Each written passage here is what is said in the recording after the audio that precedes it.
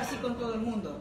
Mercè Pineda habla así con todo el mundo. Y eso es lo que nos hace crecer, nos hace ser mejores, nos hace exigirnos siempre más a todos los demás.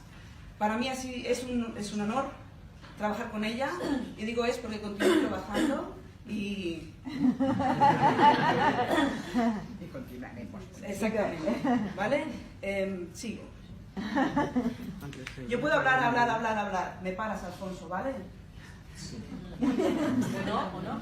Sí, es un pequeño resumen y voy con cosas nuevas, ¿vale? Ya sabéis que el síndrome de Rett, en el 1999 se descubrió el gen MECP2 como causante.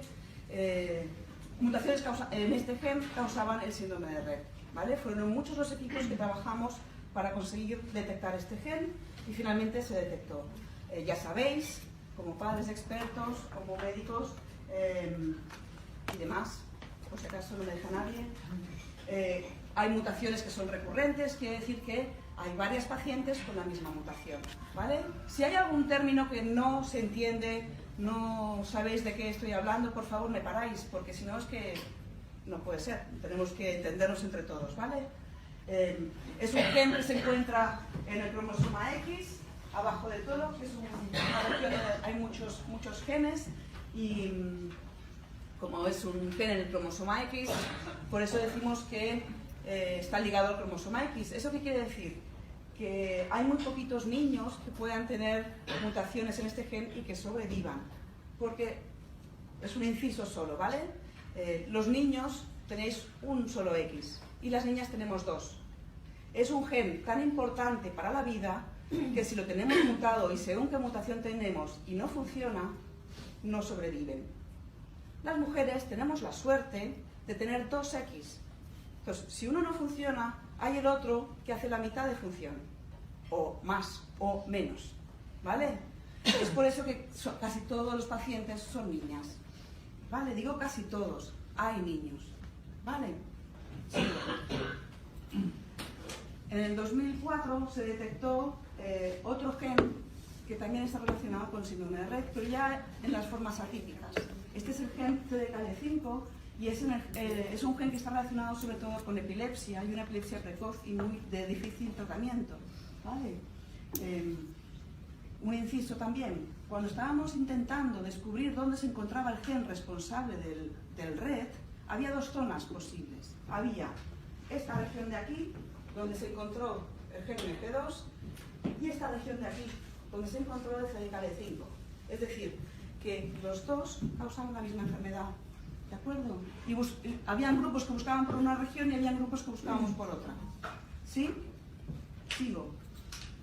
2008 se describió el tercer gen que podría causar el síndrome de Rett, el gen FOXG1, que es un gen también para las formas atípicas y que se relaciona sobre todo con la forma congénita del síndrome de Rett. ¿De acuerdo? Seguimos. Esto es un repaso. Estos son los tres genes que se detectaron que causaban el Rett y cómo a nivel genético nosotros buscamos mutaciones. Me viene un clínico, Mercè Pineda, Àngels, Mar, y me dicen, tengo una paciente con Rett. A nivel clínico cumple esto, Rett. Y yo a nivel genético busco qué mutaciones puede tener esta paciente, ¿vale? A medida que han ido saliendo los genes, vamos estudiando más genes, ¿vale? Y entonces hemos llegado a un momento en que casi ya, 2019, van a ser 20 años del descubrimiento del gen MP2, ¿vale? El gen MP2. Y cómo hemos ido evolucionando en este estudio. Como decía Àngels, hemos ido evolucionando. Al principio era más difícil, ahora resulta más sencillo. Pero también ampliamos muchísimo lo que vamos descubriendo. Cuando yo empecé mi tesis, así en el siglo pasado, buscábamos las mutaciones trocito a trocito del gen. En este trocito no hay, en este trocito tampoco, en este trocito tampoco. En este gen no hay, vamos a por el siguiente gen. En este trocito no hay, en este trocito no hay, en este trocito no hay. Vamos al siguiente gen. Y así se iban descubriendo, ¿vale? Era una cosa muy tediosa, muy larga, y que a medida que iban saliendo técnicas nuevas las íbamos incorporando. Pero era un rollo, porque era muy largo. Entonces tenéis que estar esperando por un resultado genético muchos meses. Pero bueno, conseguíamos un resultado de los pacientes con RET, pues el 93% tenían mutación en MCP2, había un 4% en CDKD5 y un 3% en FOXP1, ¿vale? Las formas atípicas son también menos frecuentes, ¿vale? En ese tiempo, entre el 1999 y el 2013, colaboramos con distintos grupos que nos permitieron introducir a nivel de investigación, no a nivel de hospital y de asistencia y yo soy el hospital más guay del mundo, te compro el aparato que tú quieras. No. A nivel de investigación y muchas veces pagados por los mismos padres, pusimos a punto nuevas tecnologías para encontrar mutaciones nuevas. Pacientes que no habíamos encontrado mutación en los genes que creíamos que podíamos encontrar con las técnicas que teníamos, miramos y estudiamos la NGS, que es la secuenciación masiva. Podemos estudiar un montón de genes en estos pacientes que no hemos encontrado nada. Descubriremos un gen nuevo, encontraremos mutaciones en genes que ya lo habíamos estudiado y no lo detectamos, eso es lo que vamos a encontrar, ¿vale? Y esto es un trabajo que hemos hecho en colaboración con unas becas que sacó el Centro Nacional de Análisis Genómicos, junto con eBay y junto con las asociaciones. ¿De acuerdo? Y encontramos que en estas pacientes que clínicamente y RQR, esto es un RET, encontramos otros genes que están relacionados con otros síndromes que estaban mutados. ¿Vale? Entonces aquí se empieza a complicar, empieza a tener cubillo. Entonces encontramos pacientes que toda la vida eran RET clínicamente y que tienen otros genes mutados. Bueno, ¿qué es lo que está pasando? ¿Cómo podemos mejorar este diagnóstico? ¿Qué nos estamos perdiendo? Bueno, pues en el 2013, y sigo, gracias a la investigación, y no porque el hospital fue tan guay que puso un aparato, porque estamos en plena crisis, ¿vale? Pues pudimos poner a punto un panel que le dijimos RET-like. Había los genes que eran RET y otros genes que fuimos viendo que podían estar mutados en pacientes con una clínica parecida. A mí cuando me viene una muestra de una paciente, yo lo que quiero es detectar qué es lo que tiene. ¿Vale? Si me viene como RET, yo lo que quiero es, bueno, pues si yo busco los 3 genes que consideramos que son RET y después buscamos los demás porque yo quiero que tenga un diagnóstico. ¿Vale? Y así poder entender las distintas presentaciones clínicas o las presentaciones clínicas similares, qué es lo que vamos encontrando. Después os explico por qué quiero saber tantas cosas. ¿Vale? Lo mismo, encontrábamos muchos más pacientes con mutaciones en el gen MCP2, con CDKD5 menos y con FOXP menos. Pero si os fijáis, el tanto por ciento disminuyó. ¿Por qué? Porque como estábamos en plena crisis, muchos hospitales decidieron mandar muestras a centros privados. Normal. Si el hospital no te facilita lo que necesitas para seguir analizando, lo tienes que mandar afuera. ¿Vale? Entonces, a nosotros nos llegaban muestras pues, que no habían detectado lo que inicialmente iban buscando. ¿Vale? Entonces, por eso encontramos más cantidad de formas atípicas, porque son los casos en que es raro, porque ya dices, es RET, bueno, pues miramos el MCP2, bueno, pero había otros genes y no los miraron. Bueno, pues por eso nosotros fuimos encontrando, nos veían los casos ya pues más raros, o los que no habíamos encontrado nada. ¿Vale? Los que no habían encontrado nada. Lo que no habían encontrado nada. ¿Vale? Pero aparte nos dimos cuenta que de este grupo de genes que hasta ahora no estaban relacionados con RET, pero que fuimos viendo que sí, pues la mitad de los pacientes que nos venían como RET encontramos mutaciones en esos 3 genes y la otra mitad en estos 3 otros genes, que son varios. ¿Son genes RET? No, es una clínica que es parecida, ¿vale? Que hay rasgos clínicos que comparten, ¿vale? Seguimos. Esto es un checklist, es como una tabla que lo que pretende, lo diseñó la doctora Pineda hace 2001, ¿vale? Hace un montón. Lo que pretende esta tabla es poner una puntuación a los rasgos clínicos característicos de RET, ¿vale? ¿Por qué queremos poner una puntuación? Queremos saber, por ejemplo, aquello que de correlación fenotipo, 1000 años, pues queremos saber si esta mutación cursa con un tipo característico de clínica o no. utilizamos estas clínicas, estas características clínicas que son típicas de red, y las comparamos con los pacientes que tenían mutaciones en otros genes. Cuánto nos parecemos, cuánto nos se parecen, ¿vale? Es la manera numérica, objetiva, de poder comparar una cosa con la otra, ¿vale? Entonces, si vemos, ahí me salió en inglés, si vemos, estos son los síntomas que creemos que son los típicos de red, y como los genes del Fox, que es en gris, y esos que son lila, no sé, me queda un color así un poco raro, comparten, ¿vale? ¿Qué es lo que vamos viendo? Que los genes mutados también en pacientes que tienen esta clínica, ¿vale?, van compartiendo, no todos, pero sí algunos de estos síntomas, ¿vale? Entonces van saliendo genes. ¿Y genes de qué tipo? ¡Hala! Venga. Un término nuevo, ¿vale? Vía GABAérgica. Esto os va a sonar hoy, en el día de hoy. Vamos a hablar un poco bastante, ¿de acuerdo?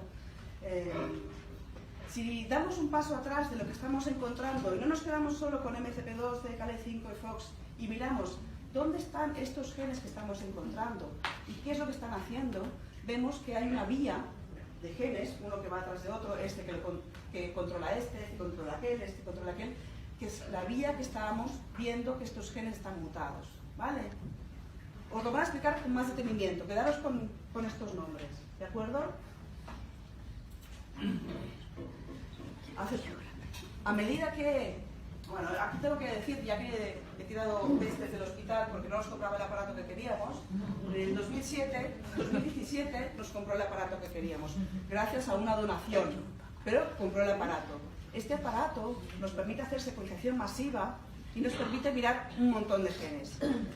Si no os acordáis de una diapositiva anterior que yo decía, estamos súper contentos, tenemos un panel del RED que son 17 genes. Bueno, pues en este estábamos estudiando 4.813 genes, ¿vale?, de los que analizamos de manera muy específica genes que estaban relacionados con esos 17 genes y genes relacionados con la vía GABAérgica, ¿vale? Porque estábamos viendo que genes que están en esta vía son los que podían estar mutados y fuimos encontrando, ¿vale? Entonces, si utilizamos el panel fantástico que diseñamos en el hospital, encontrábamos que un 20% de los pacientes que venían como red detectábamos una mutación, ¿vale? Si utilizamos este panel de aquí, veíamos que casi el 30-35% encontrábamos mutación. Y si mirábamos todos los genes que tenemos en todo el cuerpo, llegábamos al 40%. Siguen quedando pacientes que nos vienen como red y que no sabemos qué gen está mutado, ¿vale? No solo miramos aquellos que sabemos que deberían estar sí o sí mutados, que los miramos por delante, por detrás, por la izquierda, por la derecha, lo miramos todo, sino que miramos otros, ¿vale? Y desde este año, este panel de 4.813 genes se va casi a los 6.710, ¿vale? Son un montón de genes. Con eso os quiero decir que a medida que hemos ido viendo cómo es esta clínica del RED, cómo se solapa con otras clínicas parecidas, hemos ido viendo que necesitamos estudiar más cantidad de genes. Y eso que os hacía referencia antes Ángels, cuando decía, resulta más sencillo poder diagnosticar a nivel clínico o genético pacientes y tenemos que ir evolucionando. Pues esta evolución es lo que nos permite a nivel técnico todas estas máquinas que finalmente tenemos, ¿vale?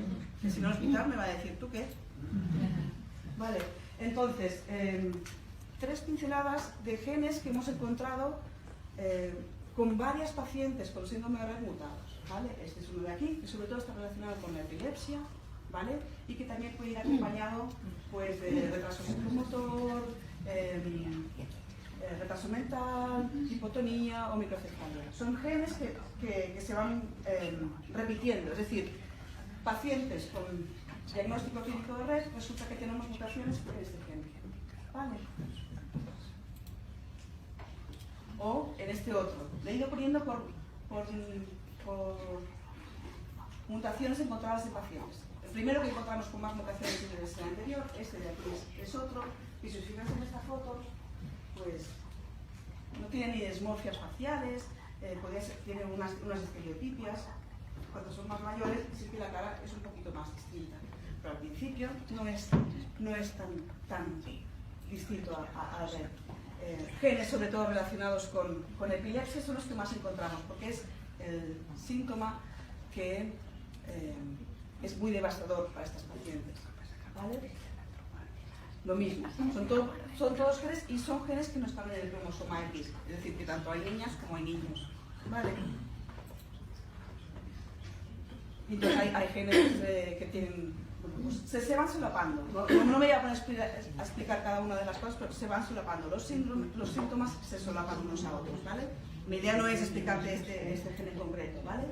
Y entonces, lo que sí que os quería comentar es, muy bien, no creo que se vea desde al final, os lo explico, ¿vale? Aquí pone MCP2, ¿vale? Y MCP2 está relacionado con CDKL5, se inhiben de alguna manera, con FOX, que se inhiben de alguna manera, con MEF2C, con TCF4, TCF4 aquí, SINGAP1, DIL2B, STXBP1, son todos los genes que nosotros hemos ido encontrando que tienen mutación en las pacientes que están diagnosticadas clínicamente con Rett. Encontramos mutaciones. Y todos estos genes están relacionados. ¿Cómo? ¿Sí? ¿Sigo después? Ya termino.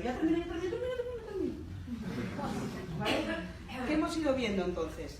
¿Vale? ¿Qué hemos ido viendo? Pues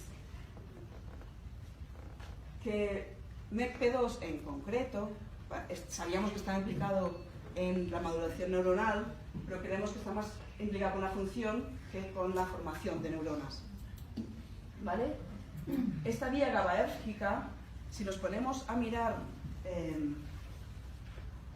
estudios, ya hay grupos que la están relacionando con Rett, ¿vale? Grupos actuales, sabiendo que MECP2 es el causante del síndrome de Rett, etc. Pero, cuando no se sabía cuál era el gen que causaba el síndrome de Rett, ya se estaba diciendo, ¿vale? Es una vía GABAérgica que ya sabíamos que estaba implicada en el Rett. Y entonces aquí otra vez me lo llevo a mi terreno. Muchas de estas pacientes con las que se hicieron esos estudios no tienen mutación en MECP2. Hay algunas que no sabemos todavía qué mutación tiene. Es decir, a nivel clínico son Rett. Todas ellas se utilizaron o se estudiaron para ver que esta vía estaba implicada. Pero no todas tenemos mutación. ¿Vale? Con eso quiere decir que es importante que sepamos cuál es exactamente el gen implicado. Porque la vía la que está afectada y hace que la sinapsis no esté trabajando bien. ¿Vale? No estoy diciendo que lo de antes siempre era mejor. No, estoy diciendo que estamos llegando al mismo resultado, ¿vale? Pero no es dependiente solo de gen, sino de vías. Después ya me corregís.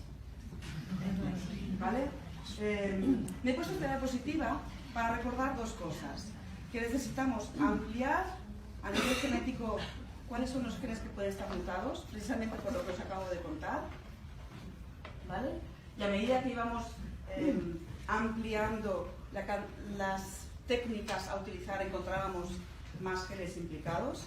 Y la otra es una diapositiva que me ha pasado el biobanco del Hospital Sant Joan de Déu, que nos permite, y me gustaría hacer un énfasis en que todas las muestras que llegan al hospital, ya sea muestras de sangre, de fibroblastos, biopsias de cerebro, van a ir al biobanco. ¿Vale? Este biobanco está dentro de una red de biobancos nacional en el que los investigadores que estén trabajando en Rett, que tengan un proyecto y que soliciten muestras, las pueden utilizar. No son mías, no son de Pineda, no son de Mar, no son de Anjas, son del biobanco. ¿Vale? Nosotros no somos los únicos que podemos utilizar estas muestras. Si hay alguien más, algún otro investigador que esté trabajando, que tenga un proyecto y que dentro de ese proyecto necesite algún tipo de las células que están en este biobanco, las puede solicitar. ¿Vale? Es importante que lo sepáis porque no quiero que nadie se diga, no, es que las muestras de mi hija están en Sant Joan de Déu y nadie más lo puede utilizar. Mentira. Se pueden utilizar. ¿Vale? Y para eso os hacemos firmar un montón de papeles y consentimiento para esto y consentimiento para aquello y no sé qué y no sé cuántos. ¿vale? Aquí abajo está muy pequeñito, si no después os lo paso. Está la dirección del biobanco de aquí del hospital. Dudas, consultas, quejas, a ellos. ¿Vale? Esto es una iniciativa viejita. Quería presentar el equipo. Ya somos el equipo que estamos trabajando a nivel clínico y de laboratorio. Por supuesto no están todos, por supuesto no trabajo sola, no sabría trabajar sola, no sé hacerlo y no se puede trabajar sola, ¿vale? Es importante que sepamos trabajar en equipo de manera multidisciplinar, que sepamos que solos no se puede hacer nada. Hay estudiantes de doctorado, hay estudiantes de postdoctorado, hay clínicos, hay biólogos, hay técnicos de laboratorio, hay psicólogos, hay un poco de todo. Somos un popurrí, ¿vale? Porque ahí está la salsa adelante, ¿vale? No quería dejar... Sí, estamos muy mal de tiempo. Estoy muy mal de tiempo. Vale, pues déjalo. ¿Vale? Lo dejo ahí, si tenéis alguna duda, y como vamos mal de tiempo, quedamos en la hora del café, ¿te parece? ¿Sí? Ya está, termino.